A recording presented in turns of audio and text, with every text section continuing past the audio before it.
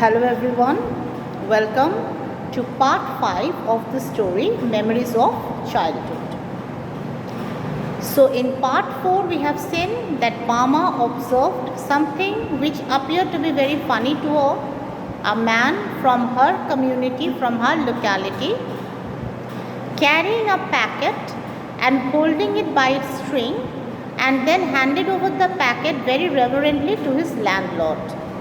And while he was walking by the road, the packet was dancing in the air, and that is what was very, very funny for Bama. So after returning home, she shared this experience of hers with her brother, her elder brother.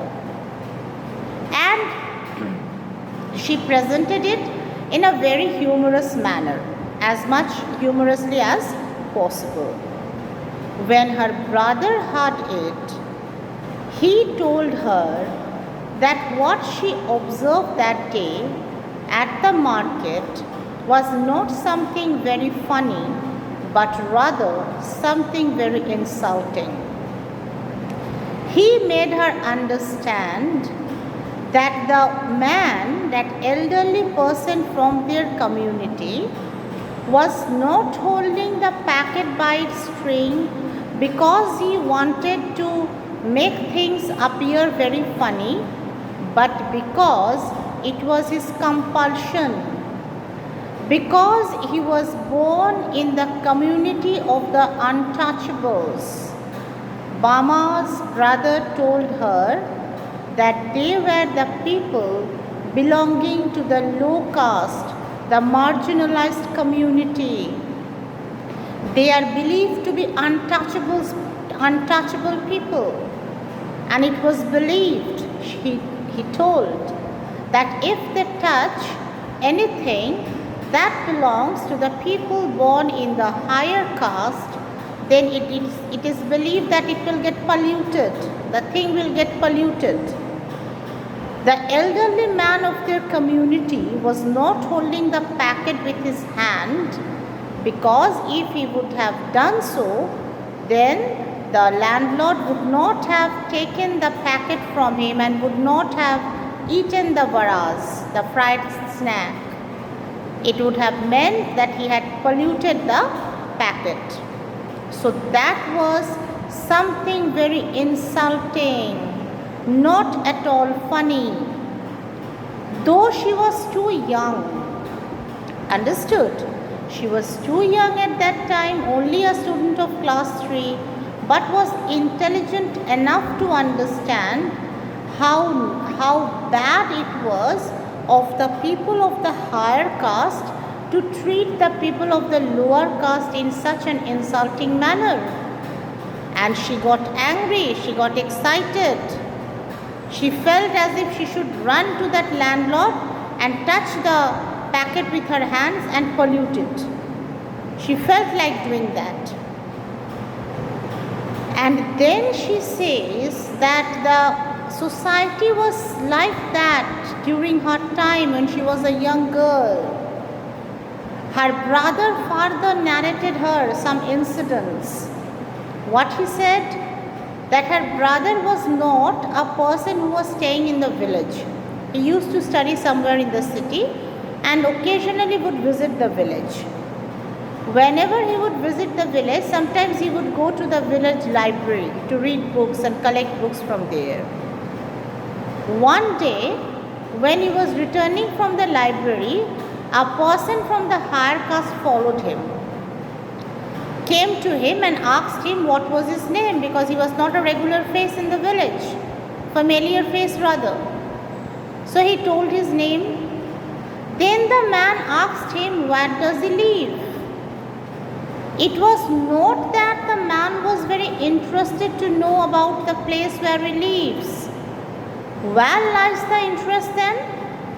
The interest lies in the fact that he would tell the name of the lane where he lives, the person will be able to understand whether he belongs to the lower caste or the upper caste.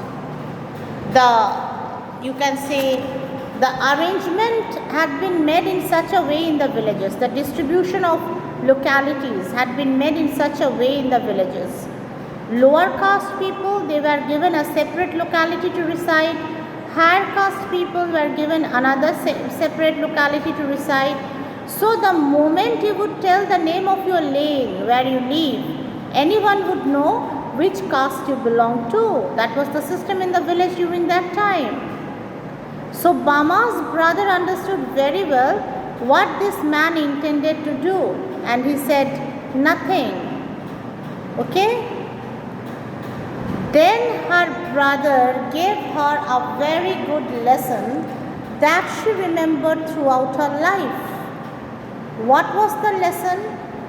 Her brother told her that if she wants to give a befitting reply to all these oppressions that are done on them by the people of the upper caste, then only one thing she should do, that is to excel in academics. Understood? Her brother told her that she should excel in academics. She should do very well in studies, in class. She should score good ranks, and then she will find that no one will stay away from her. Everyone will be automatically attracted towards her. Everyone would like to be her friend. No one would keep it in mind whether she belonged to a lower caste or a higher caste.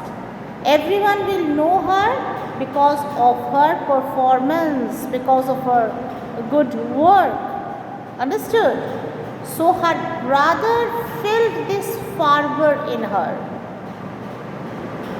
And from that day onwards, though Bama was a very young girl at that time, but this zeal was there in her to do best, to excel in academics.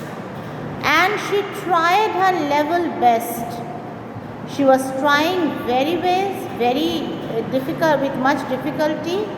She was doing very hard work, and she is stating over here that the hard work that she was doing, when she was doing that hard work, she was almost in a frenzied state. That means not in his normal, you can say, mental position. As if she was surrounded by a particular zeal, by a particular fervor. Under any circumstance she wanted to do it. Because her brother had told her that if she does well in studies, then no one will see whether she is belonging to the upper caste or the higher caste. Anyone would love to be her friend. They will feel proud to call her as their friend. And that will be her real win, her real conquer. That will be in fact the real befitting reply of this lower caste people to the upper caste people. And she kept the lesson of her brother, remembered the lesson her brother gave her that day very well, and she tried very hard, and finally she was able to excel in academics, and she stood first in class. Now who does not want to be friend with the first boy or the first girl in the class? No one will see whether she is belonging to the upper class or she is belonging to the lower caste. No one will be bothered. Everyone would love to be a friend of the first boy or the first girl. And that is what happened with Bama. The moment she came first in class, so many children were eager to befriend her. And whatever her brother had said proved to be true. So this is the account of the second writer, Bama, from her childhood. Okay children, this much only. With this the chapter ends.